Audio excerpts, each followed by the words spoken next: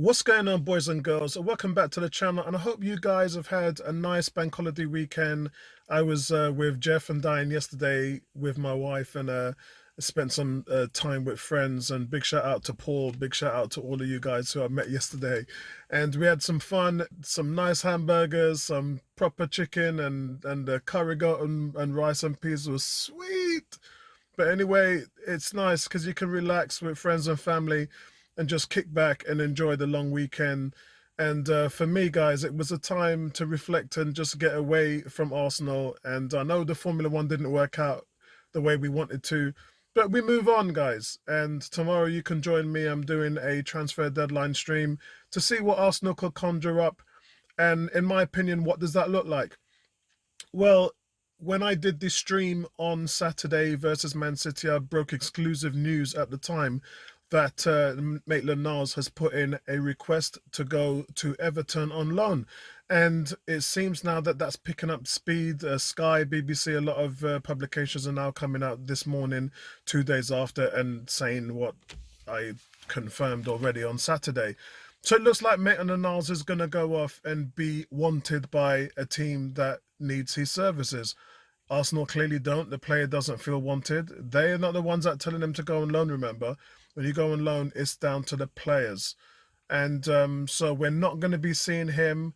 Even worse is Nketiah and Palace talks are intensifying this morning, so expect to hear something in regards to Nketiah leaving as well. That's another 2 players down in the homegrown rule, so it's very concerning. Remember, guys, we need 8 players to fulfill our homegrown rules. And although Ben White and Aaron Ramsdale will comply with that rule as well as British players, it's, remember we've lost Joe Willock and there could be more at the door. Reece Nelson is now in talks with Feyenoord about joining them. We're going to have to wait and see. The next 24 hours, guys, is going to be crucial in terms of what we do. And if that's the case, we're going to have to hurry, rush, and bring in somebody of worth who's a homegrown player. But we don't know what the fallout's going to be yet. Me, personally, I would probably prefer to keep Nketiah. Not sure about Reece Nelson. I think Reece Nelson, we did talk about this last week in a podcast. Out of everybody, he deserves to go out and loan. Because you really don't know what you've got in that player. You know what you've got in Maitland-Niles. You know what you've got in Nketiah. And those are 2 guys who can help the squad greatly, but are being underused. They're not being utilised. But I think with Reece Nelson, you really don't know because he just hasn't played enough games.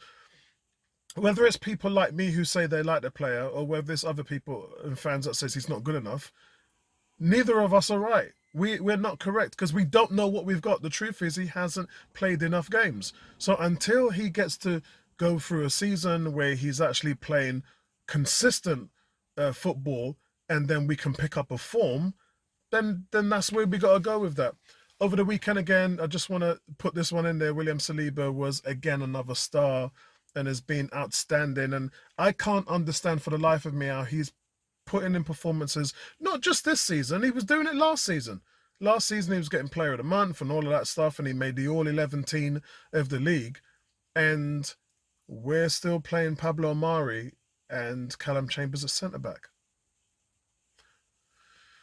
So I think that we definitely know that it's more than about football between Arteta, Edu, and Saliba. And I've known that for over a year, but a lot of fans haven't known that. And even when I see things like this happen time and time and over again, it just hits home and confirms what I've been told by my sources, that it just is it's a relationship that isn't there. And Saliba doesn't feel wanted. And Saliba is not Arteta's guy. He's not Edu's guy. He didn't bring them in.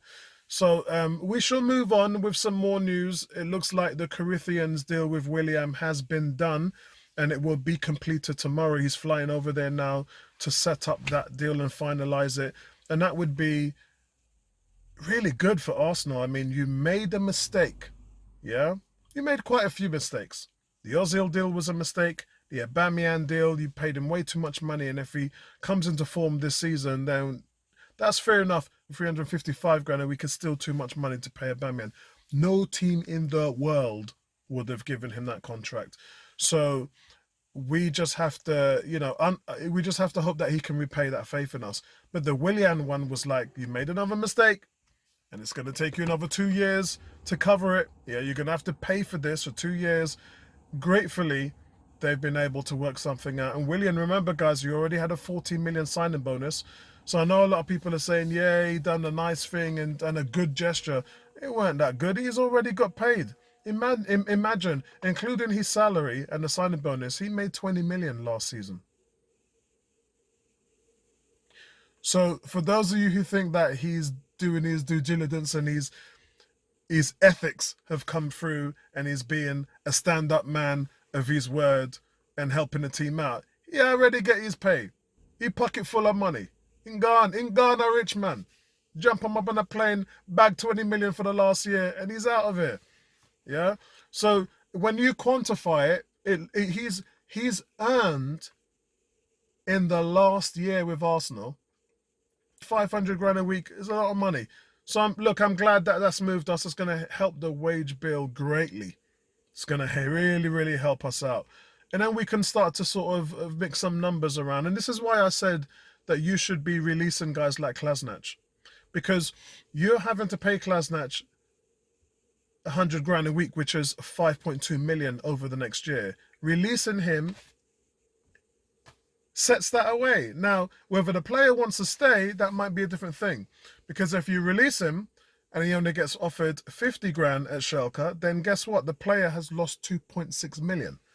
So Klasnach is doing a smart thing and just sticking around. Because he's like, hey, I'm guaranteed that money. So you can release me, but pay me for my last year of the contract, which you offered me. That's the situation Arsenal could probably be in. If I was Klasnach, I'd be doing the same thing. Because unlike Willian, I didn't get a signing bonus. I just got a good salary. And that salary, who's going to turn down 6 figures? He's barely playing. I know he shouldn't have played against Man City, but he's barely on the pitch. So imagine you're barely on the pitch and you're earning 100 grand a week. And you guys want him to leave. That ain't going to happen. So there's some things that are sort of going on, and if they do manage to do something with Klasnach tomorrow, I'd be surprised, but I'd welcome it. I'm not turning anything down at this point. And it's really good to see that Mikel Arteta came out with the words that he did, and he is getting some level of support. It's good to see that some fans, like myself, have taken on board how extensive the problems are at Arsenal, and that we had all of that COVID and injuries following us, and we'll be in good shape for the next 4 or 5 games. I haven't got nothing to say to the other fans that because you guys have got your own opinions, and I respect that. But for the fans that are kind of on board with what's happening at the moment now, just give it a little bit of time, get behind the team, and then we'll see if we can back home some results. But tomorrow's crucial, so I hope you join me then, and then we see how this transfer market plays out. We'll see if anything can happen, because over the last few days, it was a thing where we should just focus on getting players out. Because you get 2, 3, 4 players out the door, and you're talking about saving around 200 to 300 grand a week in wages. And that is around £15 million for the team this season. And that £15 million can then come back in and be reinvested into the team. Or it can just go against our deficits, because we have quite a lot of those. We as I said, year-on-year losses, and something has to be done to change that. So I quite welcome what's been going on at the moment. Personally, I would still give David Luiz a call. I would be on the phone to him right now and say, bro, we can offer you a pay-per-play deal, or we can offer you a 3-month contract or 6-month contract till Christmas. Just enough time to cater for any intangibles we have with injuries, or Ben White or Gabriel, they're coming back next week. But say if they don't, you never can tell. But you don't want to be in a position where you're leaning on the other guys. And I don't expect much from Klasnach. I kind of expected more from Chambers. Chambers has really let me down this season. I can't begin to tell you how disappointed I am in the player. Being a big advocate for the guy, and he's let me down. Wasn't expecting much for Pablo Mari, but I was expecting a lot from Rob Holding. I hold Rob Holding in high esteem, and it's not just one player, guys. It's a whole complete capitulation of the whole team from top to bottom. I'm sure the owners are going to be looking into it, but Stan Kroenke and Josh Kroenke came out yesterday and said that they are fully behind the management team, and I would expect them to say that because I know what they've planned in terms of the process is fully in effect, and they have to see this thing through, because if they don't, it can create more problems. If somebody new comes in, he's going to have to pick up the same problems that Wenger, Emery, Lundberg, and Arteta have had to deal with, and it's going to hurt them in the same way. And because of that, the smart people know that avoid Arsenal at all costs. Yeah, there ain't no one of any clout that's going to come in and take this team, because the team will devour them just like it has our previous managers. Sure, some of the tactics or whatever might be different, that tactically some of the players are inept and they can't follow certain orders. Simple orders, they can't follow it. So we have to see where that is, guys, and I'll join you guys tomorrow evening and let's see this one out.